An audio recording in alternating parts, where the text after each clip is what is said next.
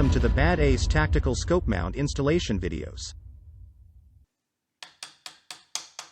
First, punch the rear sight retaining pin out, using a pin punch.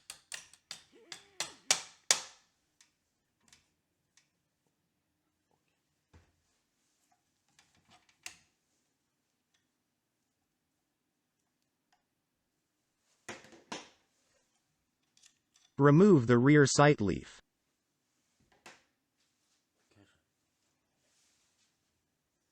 Insert the steel base nut into the rear sight base.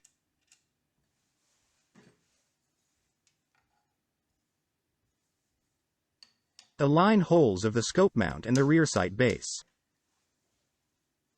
Insert the rear sight retaining pin back.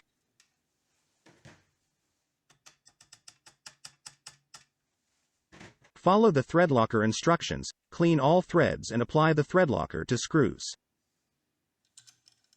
Screw and tighten the bolt into the rear sight base nut.